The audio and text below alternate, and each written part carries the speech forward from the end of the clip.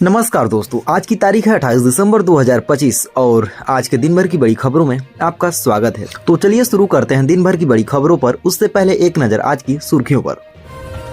कर्नाटक सरकार में तूफान मचा हुआ है। मुख्यमंत्री सिद्धारमैया आज दिल्ली पहुंचे हैं। कांग्रेस की सर्वोच्च समिति की बैठक में शामिल होने के लिए सवाल यह है कि क्या यह बैठक उनके मुख्यमंत्री पद को लेकर होगी। सियासत की गलियों में कहानी और भी गहरी है। सूत्रों के मुताबिक कर्नाटक में अंदरूनी सत्ता का खेल चल रहा है। इन 2 दिनों में दिल्ली की अटल कैंटीन में 33,000 से अधिक लोग खाना खा चुके हैं। यह कैंटीन गरीब और मध्यवर्गीय लोगों के लिए सस्ता खाना उपलब्ध करा रही है। सरकार की यह पहल दर्शाती है कि भूख और गरीबी अभी भी एक बड़ी समस्या है। 22 राज्यों में भारी कोहरा और कड़ाके की ठंड जारी है। बिहार में विजिबिलिटी 0 हो गई है। उत्तर भारत में ट्रेनें विलंब से चल रही हैं और किसान अपनी फसल को लेकर बहुत ही ज्यादा चिंतित हैं। दिल्ली और एनसीआर में भारतीय राष्ट्रीय उपभोक्ता सहकारी संघ ने 19 रुपए प्रति किलो प्याज मिलाना शुरू कर दिया है। यह कीमत बाजार दर से लगभग आधी है। हमारे पड़ोसी देश बांग्लादेश में चुनाव की तैयारी जारी है। चिंता की बात यह है कि भारत विरोधी राजनीतिक दल जमाते इस्लामी अब एक साथ आ गए हैं। कन्नूर में एक परिवार के 3 सदस्य फांसी पर लटके हुए मिले। 20 साल के किशन अचानक चले जाने से उसकी दादी और बुआ गहरे अवसाद में चले गए। 2 युवक जन्मदिन की पार्टी से लौट रहे थे। रास्ते में अपराधियों ने उनकी जमकर पिटाई की और शवों को तालाब में फेंक दिया। यह घटना गाजीपुर का है। कानपुर में 1500 करोड़ की ठगी हुई है। महाठग रविंद्र सोनी के विशाल ठगी कांड का खुलासा हुआ। अब प्रवर्तन निदेशालय इस मामले की जांच संभाल रहा है।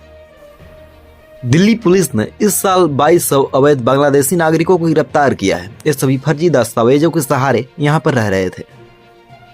इस साल 35 लाशें यहाँ से बरामद हुई। कुछ की पहचान हो गई है, कुछ अभी भी अनजान है। यह एक गहरी सामाजिक समस्या को दर्शाता है जो कि हैदरपुर वाटर ट्रीटमेंट प्लांट के अंदर हुआ है।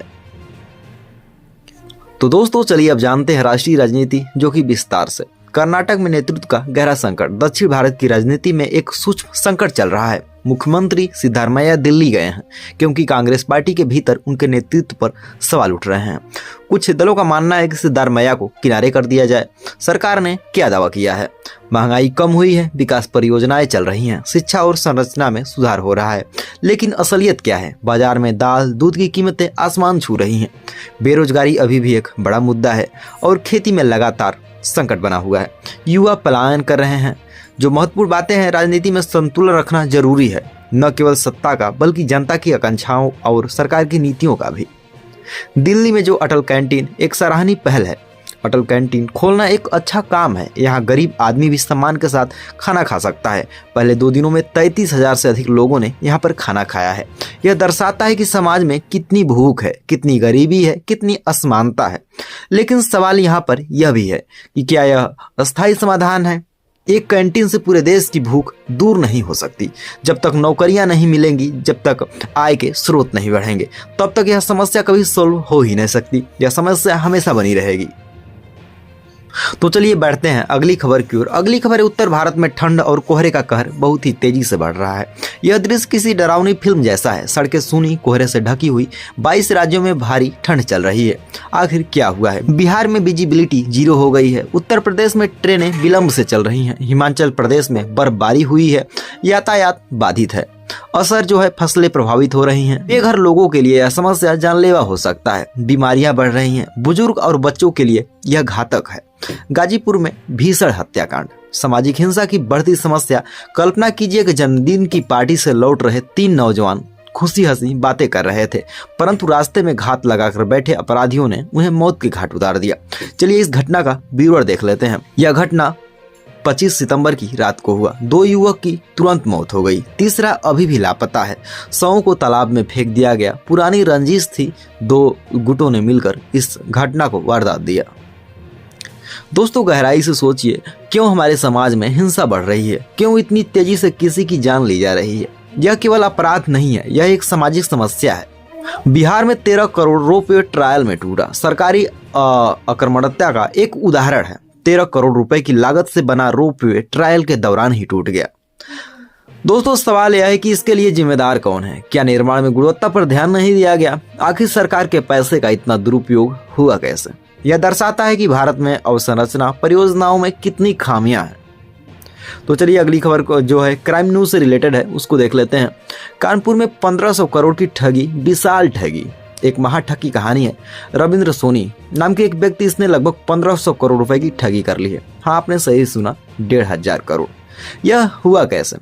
सोनी एक जातिगत दलाल की तरह काम करता था। लोगों की नौकरियां, व्यवसाय, शिक्षा का वादा करता था, पीड़ितों से लाखों रुपए लेता था और फिर गायब हो जाता था।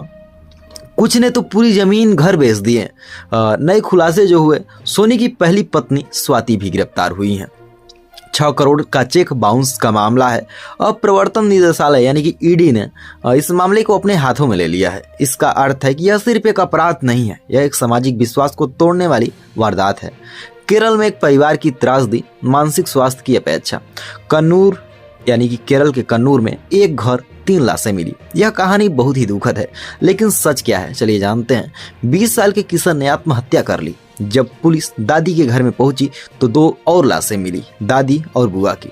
दोनों ही फांसी पर लटकी हुई थी। किशन की अचानक मौत से दोनों महिलाएं गहरे अवसाद में चली गई। जो बड़े सवाल हैं, क्यों हमारे समाज में मानसिक स्वास्थ्य को अनदेखा किया जाता है? संकट के समय किसी के पास मदद मांगने जाएं, परिवार और समाज कहाँ रह गया? यह एक टूटे हुए परिवार की कहानी है जो हमें सोचने पर मजबूर करती है। दोस्तों, दिल्ली में नए हत्याकांड। उत्तर पूर्वी दिल्ली के वेलकम इलाके में एक व्यक्ति को चाकू से गोद कर मार डाला गया। मृतक की पहचान सूरज के रूप में हुई है। जांच अभी भी चल रही है। हैदरपुर में लाशों की पहेली बनी जा रही है। दिल्ली के हैदरपुर वाटर ट्रीटमेंट प्लांट से इस साल 35 लाशें मिल चुकी हैं। कुछ की पहचान हो गई है, कुछ अभी भी अनजान है। सवाल जो पूछे जाने चाहिए कि ये लाशें यहाँ कैसे आई? क्या कोई सिंडिकेट काम कर रहा था? पुलिस की निगरानी कहाँ थी? यह दिल्ली जैसे महानगर में एक छिपी हुई समस्या को दर्शाता है कि कैसे व्यक्तियों की मर्डर करके, हत्या करके उनकी लाशों को छुपा दिया जाता है। तो चलिए अगले सेगमेंट को देखते हैं। 28 दिसंबर का ऐतिहासिक महत्व। दोस्तों, जैसा कि मैंने शुरुआत में कहा कि 28 दिसंबर का भारतीय इतिहास में बेहद महत्व है। वर्ष 1984 में राजीव गांधी की कांग्रेस पार्टी ने भारी बहुमत के साथ चुनाव जीते थे। इस जीत ने राजीव गांधी को भारत के सबसे कम उम्र के प्रधानमंत्री बना दिया था।